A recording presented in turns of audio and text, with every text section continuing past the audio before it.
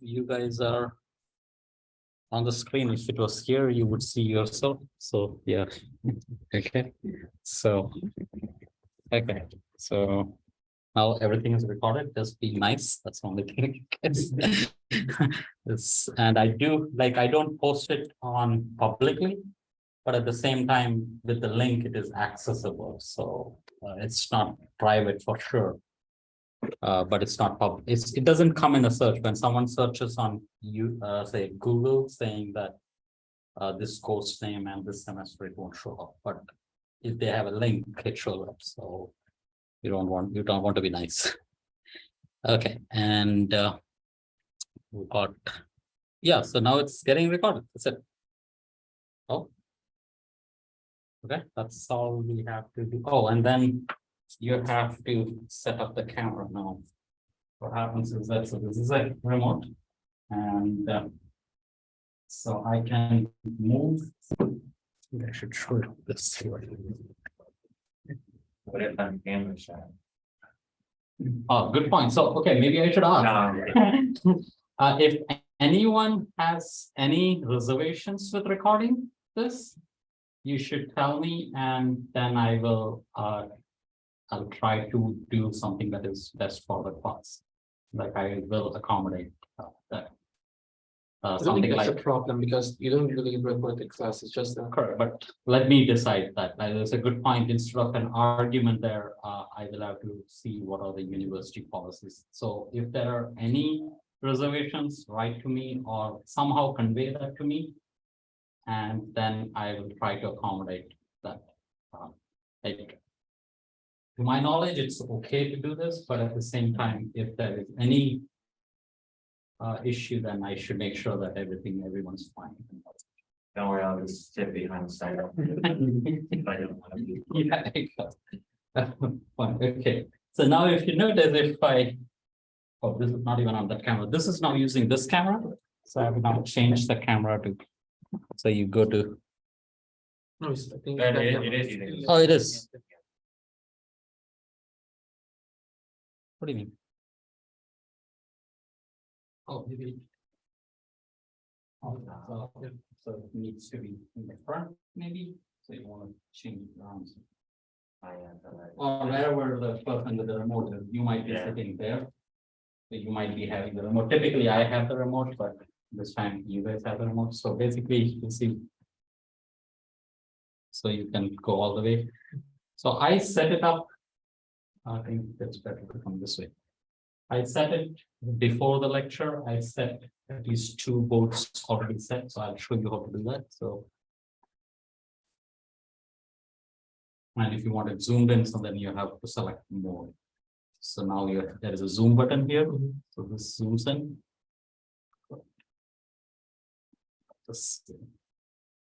So now you have selected this. I think that's a whole board. Okay. And then you do 1 and set. Okay. What that means is that later on, if I press 1 and call, it'll go to that board. So that's the small convenience. So now I have set 1 and now I set the 2 second board also. Oh, I reached the end. That's not a good test position.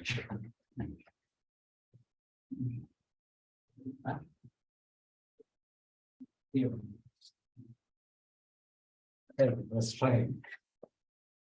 So now just to show you that, so if I do 1 and call, Well, it's not. oh, it's already in there. Sorry. Yeah. So if I come on, oh, because I'm again going the other way.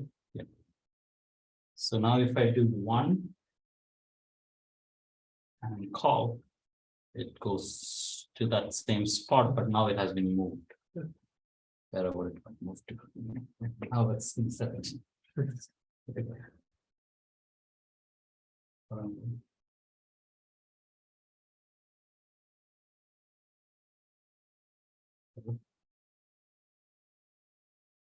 Okay, pushing down a little, I don't think I can reach the top so much.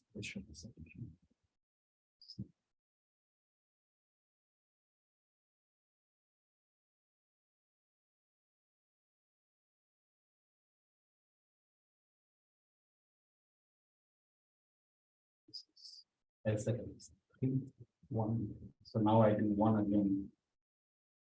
Goes back there.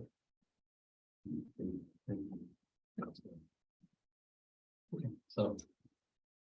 You that back to plus, which is easier. Okay, so I was talking about this. So this is a course webpage. Yeah, if you have a laptop, you should be able to reach that. And what are the important things? Yeah, there is a prerequisite for this. It's not really a prerequisite in the sense that enrollment does allow you to enroll in this anyway you want to. So I don't think there is a strict prerequisite, but when I'm teaching, the expectation is that you have already done that. So if you have not taken it, at least make sure you give yourself enough time to go over that material. I'll try to make it self-contained, especially because two different instructors teach this.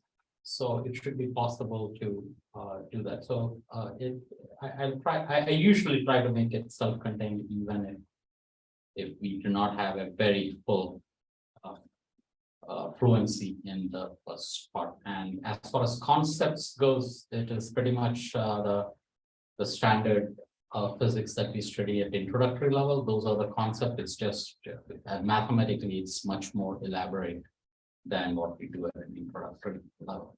So, so that's a prerequisite part. Course textbook. I don't assign a textbook as such, but if you want to invest on a textbook, the best is the reference number 1. That's what I studied, and I'm pretty sure I have been influenced by that significantly.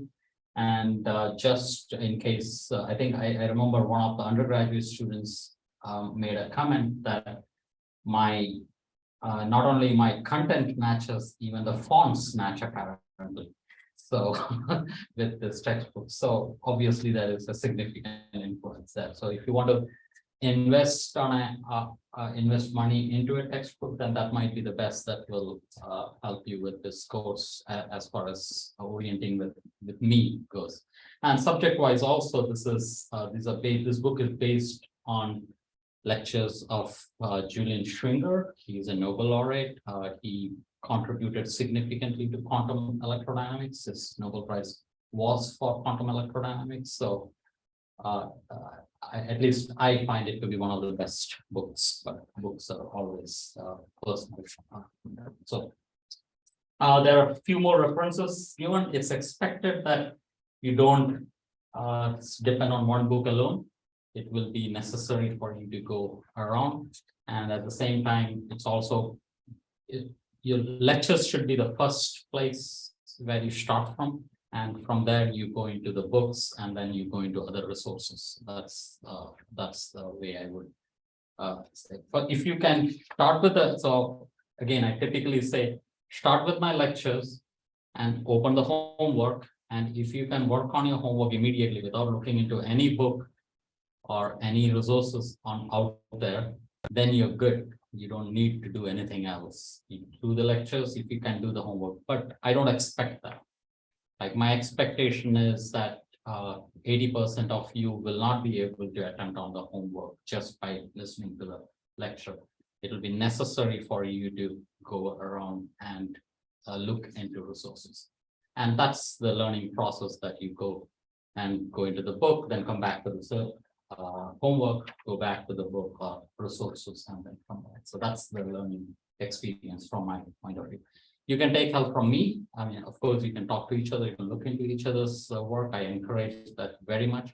And come to me. Like even I am a resource, you can come to me. And it is, I will say that especially for small questions, for big questions, it's good to go to the resources, other resources, and learn. But sometimes there are trivial ones, which might be mistakes. There might be typos. I have given the homeworks a few number of times, so there might be less number of typos, but sometimes there might be a typo and you might be struggling with it, just thinking that that's an actual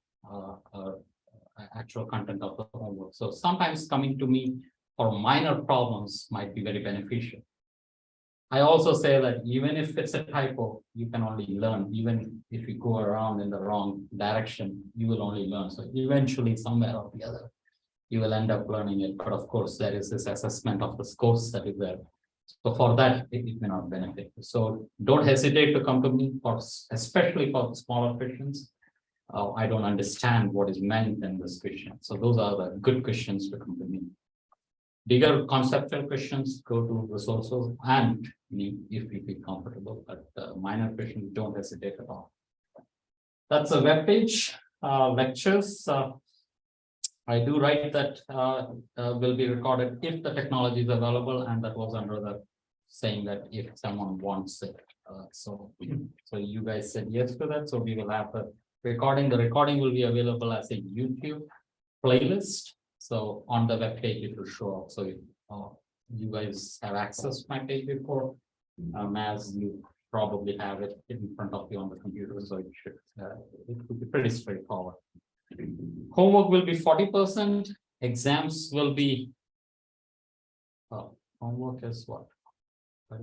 How does it go? Yeah, homework plus quizzes is 50%. And midterm plus final exam is 50%. So homework plus quizzes is 50 plus 50, right? So that's important to see. So there is homework plus quizzes, that's 50 points. And midterm plus final exam is 50, right? So that's the distribution. And notice that eventually how it turns out is that if you make sure that you finish the homework, take help from me. So in principle, you can finish the homework, even if you are not understood it, you took a lot of help from me. So hope is that in that process you understood. So let's say you got 50 in the homework and you got only 30 out of 50 in the exams. So that leads to about 80, and that will eventually become 90. So how does this work? Yeah, full point. Help me here. No, that's not what I meant. There's a Y factor added to the. Yeah. That's what I'm trying to explain. Give me a minute. I'll explain that. So what I meant was that let's say you get 100% here, and you get 80% here. So that means you got 40 here and 50 here. So 80% is 80. So this is 80 out. So you got 100 out of 100 and you got 80 out of 100. So you would think that, oh, that's a bad score because it's not A, right? But then when you add this up together, this becomes 90. Is that correct? Right? 50 and 40. So that's overall it's 90 out of 100. So what I mean to say is that you can get an 80% in the exams and be consistent with the homework and get an A. So that's the way to get an A. If you want to get a B, get 50 in this, and you just need to get 60% in the exam. So you can get 60% in the exams and still get a B in the course. But having said that, there is also one more thing. Let us say that you got 60 out of 100 in the end of the semester, or let's say I do this once in a month, and so then your total becomes 60. I return back whatever you lost. If I return back the whole of this, everyone gets 100 out of 100. But instead, I decide that I'll give only a percentage of it. Typically, it is about 10 to 20%. If it is 10%, it is 0.1. Typically, it is at least 10%. I don't want to put it as a condition. If all of you guys do good or in the exams, it's not usually the students. It is typically the exams. So curve always gives the impression that, oh, it gets curved with the rest. So what I do is that sometimes the exams come out of you. And in that case, I try to simplify it by giving some points. So this is about 10%. I try to give, sometimes I've even given 30%. And all. But if it is 10%, this is 4, right? 40 and 10% of that is 4. But then I multiply it by Y, and Y is quiz. So this is, so let's say in quiz you get 10 out of 10, that means 1. So if you get 4 points in the quiz, then you get all the points that I returned to you. If you get a 0 out of quiz, then you don't get this curve. So if you're very confident that you can get an A anyway, then you don't have to worry about the quiz at all. But I've noticed that all of you, and so what is a quiz about, right? So homework is typically, I assign the homework. The first homework seems to be very long if you look at it. So there are about 25 to 30 questions. I don't expect you to do that at all. The idea is that all of that is from the first semester of this course. The idea is to refresh yourself, especially the notations that I use, and I'll go through that. Here, some of the mathematical operations we use again and again. 3 of you at least took mathematics with me. We did that there, and 2 of you haven't done ENM with me. So I'll go over the requisite, and as you're not taken many of the physics courses probably. So I'll go through that, and it'll be useful. But now the point is that's homework. So in this homework, most of the problems you don't just for practice, only 2 is due. 2 of the problems is due, you have to submit, I will assess it. But the quiz, how it works out is that there is no type set of questions. While I am going through the class, suddenly some discussion comes up, like it might be just one of you guys asked, what's a photon? Right, and let us say that I don't know what a photon is, and I don't have a clear answer to your question, so I make it go and find out, right? So that becomes a quiz. Now, since it's a very open-ended set of questions in this manner, I don't even write the question. So even the question you have to interpret it. It doesn't matter if you get the question wrong. You can get the answer also wrong. It's only based on participation. Even if you didn't get any time, I sometimes say that at least say that I did not get time to, but I don't want to encourage that too much. So do spend a few minutes and get the question and think about it. I've got good participation in the past. Everyone has been, especially in the graduate level course. People have been very good at participating in it. In fact, I found very good response in it. So it is during a typical lecture, there might be sometimes 3 or 4 such questions. You just note it down at the corner of the page, just mark it saying that this is the question, and go back and spend. I won't expect you to spend more than 10 minutes on a quiz problem.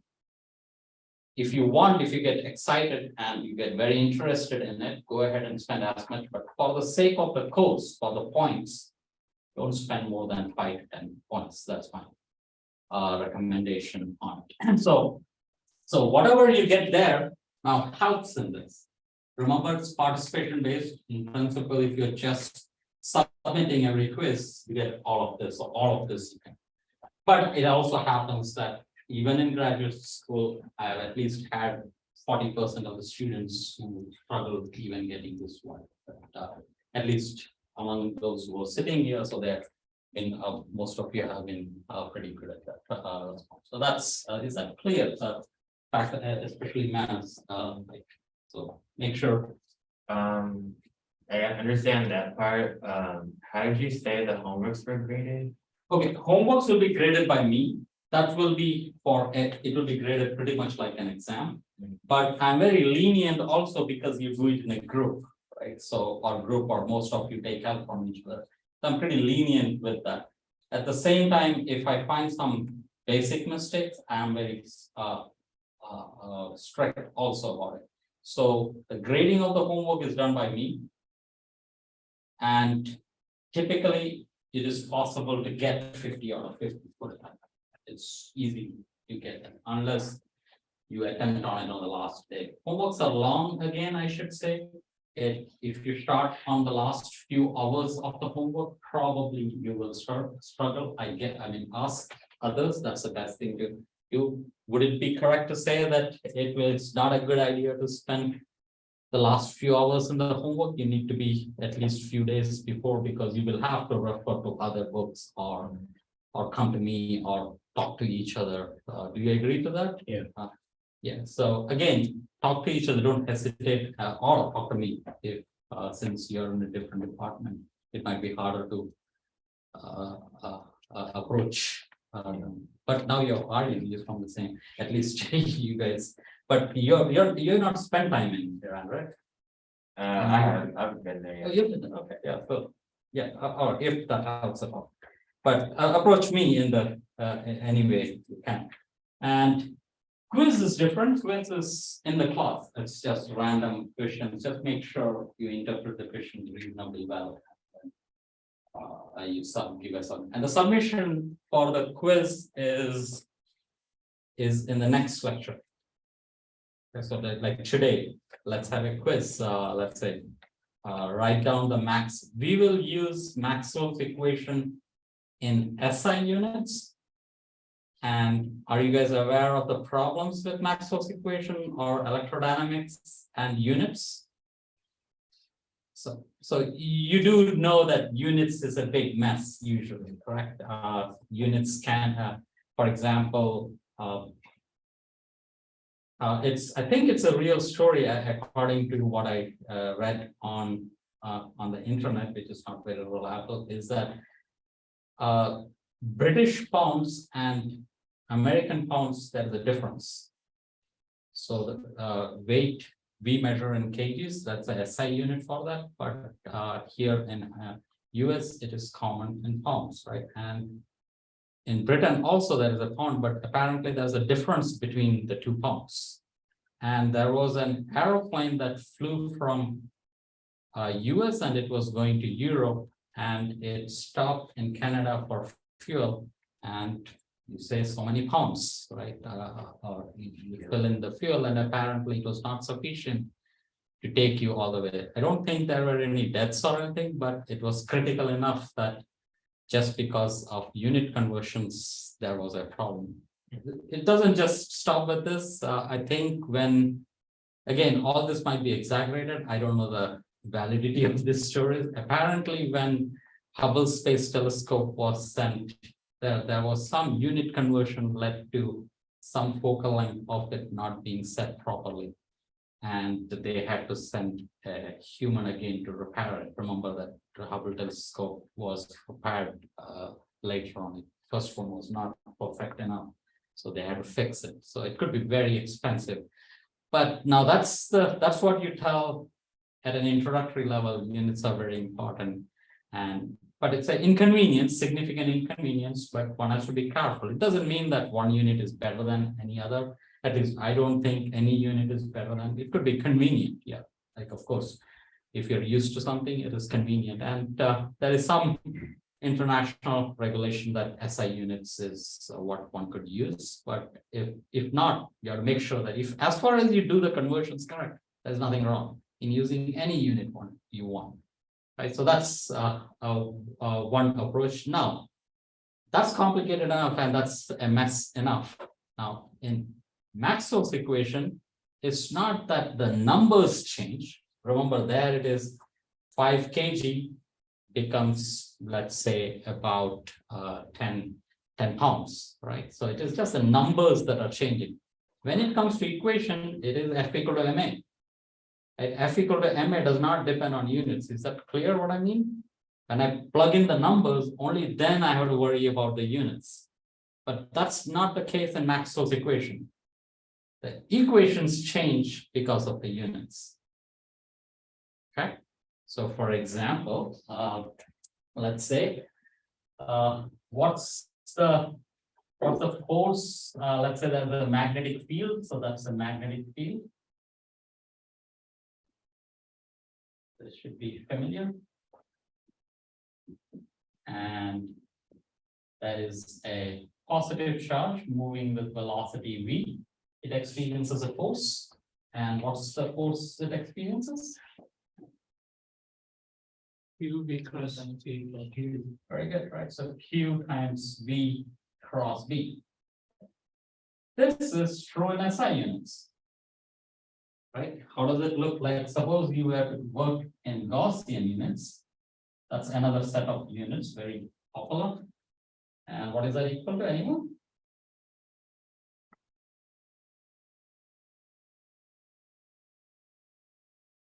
And it comes to the speed of light, surely. What is the equation has changed? Both equations are correct. It's just units So if you're using one textbook, you're used to not having the C show up, and you go to another textbook, they might be using another units.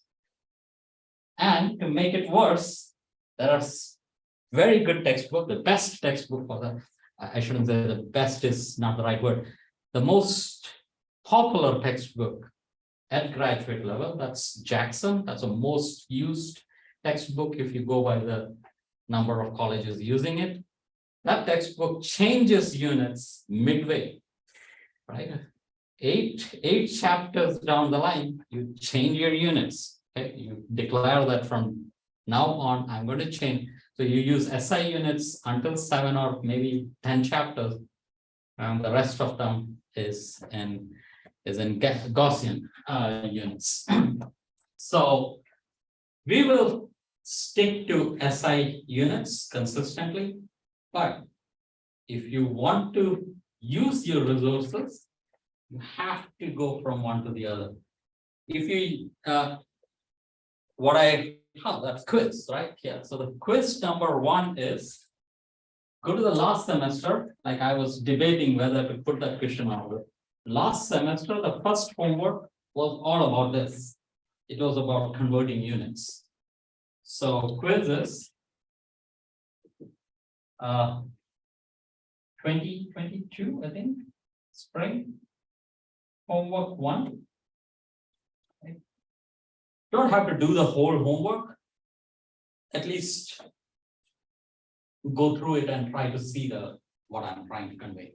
Like whatever I'm saying is in a complete sense, it is addressed. There are mostly 3 popular units: SI units, Gaussian units, and Heaviside Lawrence unit. These are the 3 units, but that's not, I'm pretty sure that's not the only one. Why is it so common? SI units is used whenever there is an application, if you're doing antenna problems, if you're doing electrical engineering, any engineering problem, you would use SI units because that's a standard you want to usually compare with numbers. But if you're doing theory, especially fundamental physics, then it is most convenient to use Gaussian, mostly because otherwise there's a lot of clutter. You see, you remember this what the expression for the electric field due to a point charge? Electric field due to a point charge. F or Q. F over Q, or a more fundamental, so there's 1 over 4 pi epsilon naught, right? And then there is a charge Q and distance, right? How far you're mirroring it, so that's the distance. So then this clutter showing up here, right? R squared. Thank you very much. Thank you very much. So that's R squared. But you see this 4 pi epsilon, if you have seen most of the undergraduate physics, it will always be sitting there. That's a lot of ink to waste. So you say that, okay, you can write KQ over R squared. That's how we manage when we are working in SI units, right? But when you're doing fundamental physics, there are already so many variables, you really don't want that clutter around you. You give a lot of emphasis to that, and you set K to be 1. Which could be very confusing, but that's the whole point, that you try to change your units accordingly so that you change the unit of electric field or absorb the, I think what is done is K is absorbed into Q. Yeah, that's what. So Q is a new unit, remember Coulomb, right? So you absorb the K into the Q. So that's what you do. And how much of it you absorb, that's the difference between Gaussian and Lawrence Heaviside. Heaviside Lawrence doesn't absorb the 4 pi, it only absorbs the epsilon naught, and Gaussian absorbs R. Lawrence Heaviside absorbs all of it, and Gaussian absorbs only the epsilon naught. So I discussed this in that homework. So just go over it. You don't have to do the whole homework. That's that was a complete homework, but that can be the quiz. Just write 5 sentences based on that homework on what does it mean to say about the conversion of units. Yes. And you said the quizzes are due the next lecture. Yeah, the next lecture, right before the lecture, you just a sheet of paper with your name on it and some, and no due dates except or no no delays, like if you miss it, you miss it. So let's not go over that. It can be very hard for me to follow all this, like if there are 5 excuses, then I'll just not accept it, any delays unless there is something very serious or something very reasonable, let's say. Okay.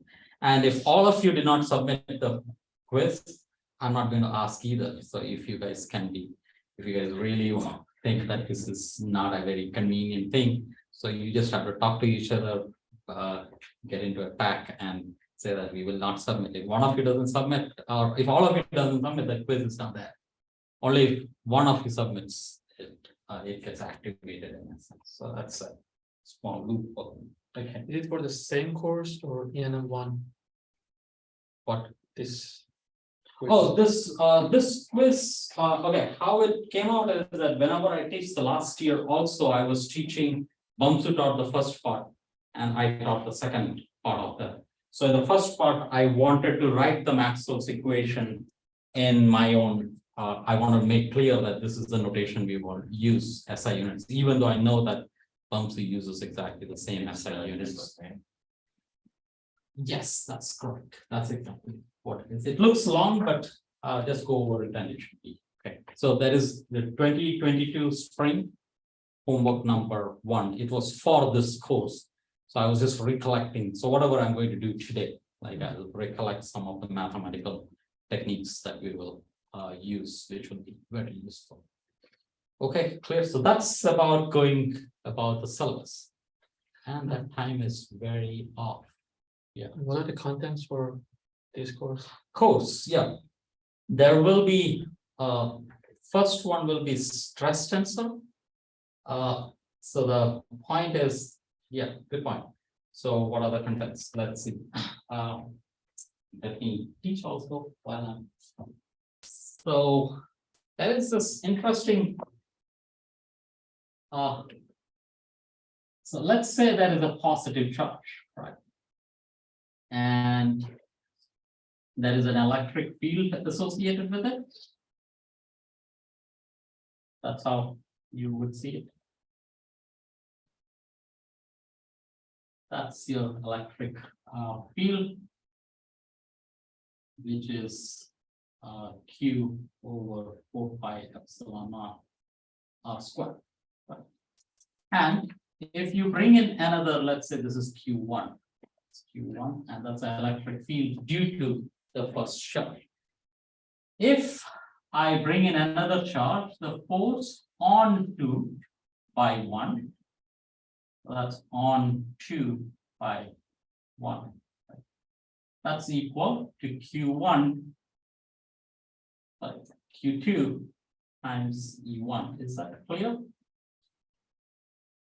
Right. And if you expand this out, oh, what is missing in this? Something very trivial is wrong. Vector sign. Vector sign, right? This is a vector. The right side should be a vector. Now that vector is basically telling you this radially outward. That's a language.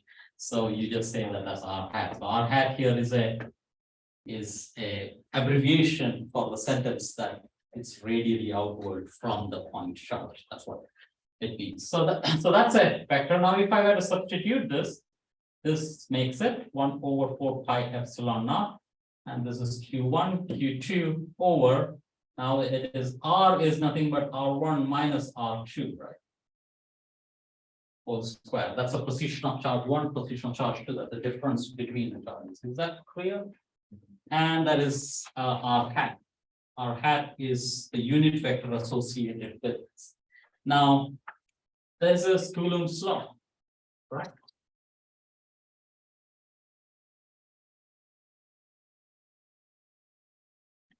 And there is an interpretation for it. It's very straightforward. That's how you would do gravity, right? You have two masses, M1 and M2. There is a force between them.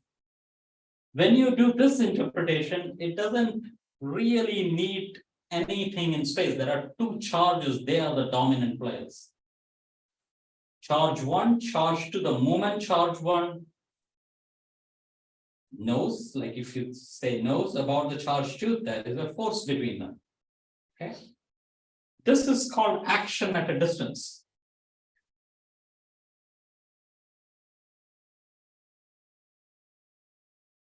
The force is immediately right away there. But now what we are saying is, this, even though it is just a rewriting, that there is no difference here, right? Algebraically speaking, these two are identical. But conceptually, this is a big leap. What you're saying is that charge 2 has nothing to do with charge 1. Electric field is due to charge 1. The moment charge 1 exists, it fills the space with the electric field. Okay, so there is an entity called electric field. It is not an abstract concept we created mathematically. It has energy, it has momentum associated with it. So electric field is not a convenient mathematical expression. It has energy and momentum associated with it. And that part we want to capture. So when I say energy and momentum, I should tell you what is the energy, what is the momentum. That's what we will do in the next 2 weeks. I'll tell you what is the energy associated with electric field and magnetic field, and what is the momentum associated with that. And once we know momentum, we just have to do change in momentum and we get the force. So this force expression, which is very fundamental, right? This is pretty much a postulate, right? This is a law, Coulomb's law, right? But we can derive this if we calculate the momentum associated with this electric field, calculate the momentum or the stress associated with this, and find out how much stress is it exerting on this tiny space element there. And that will be your homework number 2. Like in the first part, I will do some mathematical requirements, and after that, this is usually broadly called stress tensor. Right? If you look into your books, into this book or any of the books, it's called stress tensor associated with the with electric field and magnetic field. Basically, the idea is it has energy and momentum. Then you ask, what is the energy? What is the momentum? It turns out to be a tensor. What is a tensor? Familiar? Tensor is like you have a scalar, you have a vector, and in very simple words, you could have a double vector. Like a multi-dimensional vector. Multi-dimensional vector, perfect. Yeah. Right. So it turns out that energy and momentum are part of a tensor. Right. So that's a nice part of it. And we will see those transformation properties. Kind of a beautiful thing. We'll start with that, and that will lead us immediately. So that's the first thing. Your point was what will we cover? We'll do the stress tensor associated with electric and magnetic field. That's first part. Second is, once you know that, you can do radiation. All the time in the first semester, you did electrostatics and magnetostatics, complete statics, right? Now we bring in dynamics. We make it move, right? A charge can move, right? We don't make it move because the moment it moves, then there is Faraday effect coming in, and that's get more complicated. Here we will really make it move, and basically we will talk about the basic idea of an antenna, how an antenna works at a very basic level. These days, at an application level, especially since Matt is here, he might be doing at a very applied area where you take these results and immediately apply. We will talk about a simple antenna, the simplest one dipole. It's called a dipole antenna. Just there is one rod and there is electrons oscillating on it. What's the radiation associated with it? We'll talk about an electron going in a circle in a wire. Those are the two simple antennas, very simple antennas we will talk about. Again, I'm pretty sure that these days we have very sophisticated antennas, but that's the basics. So we start with statics and magnetics earlier semester. Here we do dynamics, like we're doing electrodynamics, and antenna is the best part. What it will cost us is that, why did we not do dynamics to begin with, right? If it is doable, then why not do it to begin with, and then set the velocity to be 0 to get statics. it turns out statics and statics is way more easier than dynamics. In fact, dynamics is so complicated that most of the problems just cannot be solved. Like they're impossible to solve. Whenever you do a radiation problem, mostly solvable problems are when you go very far away. If the antenna is here and you're significantly far away, that approximation is what we will work with. So we will work in a radiation zone, we say very far away. What that means is that we are at infinity. That's practically. So when we are looking at stars, for example, you never ask where are the stars, right? There is no distance associated. Everything is on a dome, right? Think of in the night, you look in the night sky, it's on a dome, and our eyes are not smart enough to recognize how far a star is. Right? We just know that it's on the dome. It's that everything is at infinity. So it is only the angles that come into picture. The distance is gone in spherical coordinates. Distance is no more there, but it's only the angle. So it's only the angular perspective that comes into picture. So that, but that leads us to really solve a problem very easily. So that's what is called radiation. So we'll talk about radiation in general and few examples of antenna where it will be one homework each for the antenna. Sometimes we also want the frequency based on the antenna. For example, if you're having red, blue, green, which frequency gets radiated more? If you're doing in radio frequency, which frequency gets amplified or passes through the most in a certain region? So we will talk about frequency dependence of these antennas too. So mostly the two topics we're talking about is stress tensor. So a few weeks of that. Second is radiation. And the moment you say radiation, the moment you get out of statics, so we have electrostatics and magnetostatics. When you bring it together, one thing that immediately comes out is the speed of light, right? And that immediately, in fact, historically, it was Maxwell's equation that brought those electrostatics and electricity and magnetism together. Almost immediately, we had this antenna or we had telegraph coming up in the 1870s or 80s. I think it was right after Maxwell wrote down his equation. Maxwell predicted it, and it was there within 10 years. And within few years, it was not compatible with Newton's equation, and Einstein came up with relativity. So relativity comes next. So we can talk about relativity. And relativity, we will do quite in detail. First, we will talk about motion of a charge in an electric and magnetic field. Like we say, it is like this equation, right? This equation remains the same, but now you have it has to be relativistic, right? You have to the F equal to, so what changes is that this, so that is this equation, and that is F equal to ma, right? If there are two equations, if you're interested in the motion of this charge in a magnetic field, you would use this as a force and you use Newton's law, correct? But it turns out this is wrong. Right? It won't give you correct results. It's not this equation that is wrong. It's Newton, that's the equation that has to be corrected. So we will write the modified version of Newton's law in the relativistic equation, and then solve how an electron goes in an electric field in a relativistic context, how an electron goes in a magnetic field in a relativistic context, right? And if possible, do more examples. So that's what we mean by, so this is, first we will talk about motion. That will be the easy part.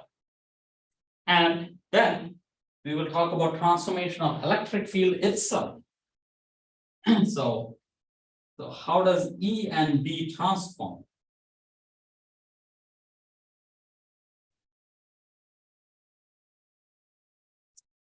That means to say that if you have a magnetic field here, this experiences a force, correct? You just told me that there's a force. But now one of you guys who was looking at this happens to be moving with the same velocity as the charge. What happens to the force? Zero. Zero, right? So two of you tell me different things. One of you tells me that this charge is going to get pulled up. If that is a force, if you do QB cross B, it is going to be going up. And the other person will tell me that no, it's just going to stay there because velocity is zero, the force is going to be zero. So who is right and who is wrong? Tell me. It is relative, so the force is not absolute. Like velocity, force is not absolute. There is nothing wrong in this whole point. In fact, B also changes, remember? So B is not a constant either. So electric field and magnetic field change with respect to which observer you're talking about. In fact, it is good to, so this is all a kind of a advertisement to the course. So what remains same is electric and magnetic field changes, E square minus B square is a constant, or you can say invariant. Every Lorentz frame, this has to be the same, which is pretty interesting. That means to say that if this is greater than zero, there exists a frame in which magnetic field can be set to zero. Is that clear what I'm saying? So let's say this is frame one. So this means frame one.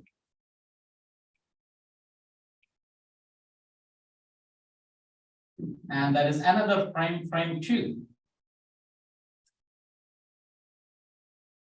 And there is another frame. There are many observers. Each observer will measure a different electric field. But they all have to have the same quantity. This is invariant.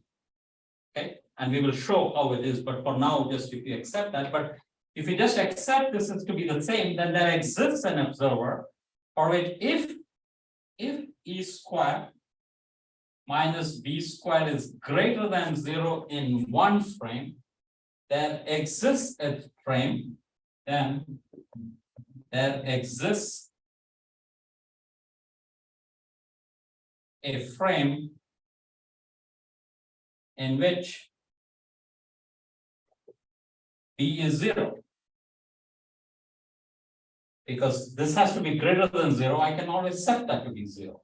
Right. So there is a frame in which that same thing if it was less than zero, there exists at least one frame in which electric field is zero.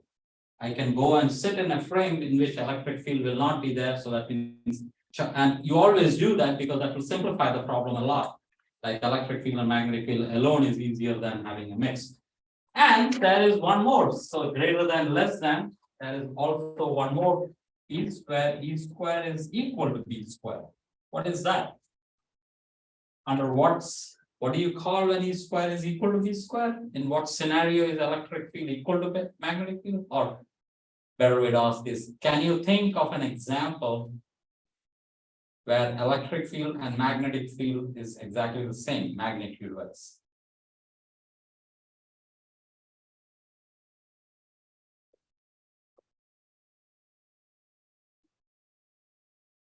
That turns out to be light. Right, remember when we say electric, light is like this, right? That's how you, right? So that's a direction of motion K, right? So that's your electric field. This is how you represent your magnetic field and electric field. They're oscillatory. Is that clear what I'm drawing? It's sort of like this. So even though they're in different directions, magnitude-wise, they will always be the same at every point. Right? So E square is equal to B square. And that's a special scenario. And remember, if this is zero in one frame, it has to be zero in every other frame. And that's light, right? Light is invariant under Lorentz transformation. If you're familiar with relativity a little bit, it doesn't change. So that's comes out immediately with this way. But of course, assuming that this is true, I haven't motivated that at all. So this remains a constant. There is one more thing that does not change, and that's E dotted with B is equal to zero. Like the dot product of this. If they are perpendicular in one frame, so it's not zero, sorry, it has to be constant.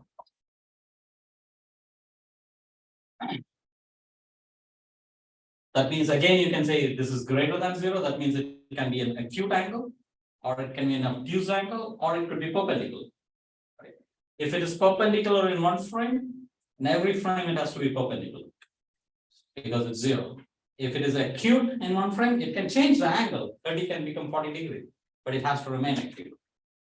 Right? And if it is obtuse, then it remains obtuse in every frame. So, and these two is most of the time for physical intuition, these two is sufficient to get most of the pictures, intuitive insight in the problem. We will do the algebraic mechanical part of this in detail. For this itself, we'll spend a lot of time on it, but that will be kind of the big result we'll have. So that's relativity, and then we will do scattering problems.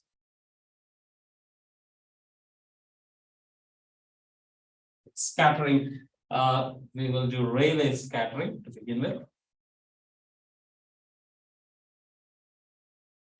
And I think how much ever we can do here, so that will be that. I think this is, if we can go beyond this, that'll be good, but usually I rarely get to significant topics beyond that. So that's what, so think of it as, it should be 3 weeks each, but typically you overflow and it is 4 weeks each, and that's typically 14 weeks in a semester. That's how it goes. And that's kind of the curriculum.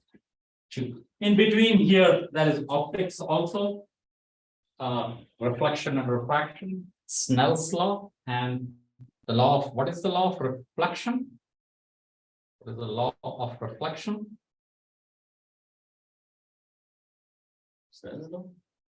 No, that's law of refraction. Reflection is much more straightforward, right? Very simple. Incident beam is Exactly. Incident angle is equal to reflected angle. Correct? That's your law of reflection. Is there something else you want to add to that? That was my point. I expected all of you guys to say that, only a refractive index. No, reflection typically doesn't talk about refractive index, right? There is one more catch. So, for example, The property of the material is reflect. probably, but I was thinking much simpler. So we typically draw like this, right? So there is a mirror. I'm just being picky probably here, but still it's good to know. So this is angle theta incident, and this is theta reflected, right? The incident angle is equal to reflected angle. Right? Is that sufficient? Geometrically speaking, You need your. I can have it like this also, right? So what do you want to add on to? Is that clear what I mean? This alone doesn't fix the. Is it the absolute? Or not? No? There is a normal line. Yeah, there is a normal line here, right? So how do you state that? Or what I'm trying to say is that if you tell me this is law of reflection, I say the ray comes out here and the ray goes out here. That's it. That doesn't happen, right? But there is a whole cone which has theta to be the same. So is there another requirement in this? This is not complete, I say, in the same plane. In the same plane, right? These two and the normal line has to be in a plane. So that's being picky. Usually you take for granted because everything is in the plane of the board. So it's kind of a trivial statement, but still it's a necessary statement. If you want to be precise, you need to add that feature that all three, and it is stated every time you state this, it is stated that, but you state it in words. So that's a simple statement, and it is taught in a separate sense, separately, because historically speaking, optics was developed as a complete different subject, and it was only until until Maxwell that was not real. We will derive that simple relation. We will derive that, or we'll try to. It depends on the time and the law of refraction. Right? If there is sufficient time, the law of refraction and law of reflection is a very simple statement, but it can be derived using Maxwell's equation. So that's what we will do. In the beginning, we will of course start with mathematics, mathematical relations, and then Green's function. So that's the things you will learn. In classical mechanics, we talk about relativity. Yes, the same. there's, we don't talk about the electrical magnetic field, we will go beyond that. In a much more, a lot more, yeah. Good. So I have to go to my next class. Yeah, I think it's time, and stop me at 50. Yeah. That's a good habit, I think last time you guys had another class coming up, so you guys stopped me. That's a good practice, yeah. Okay. Good, mess, so. Nice. This is nice to meet Yeah. you, yeah. But Yes. I guess on Thursday. Thank you. Which one is slabs? Oh, stopping is here actually, so, oh. So you come to this end and, yeah, meeting, yeah.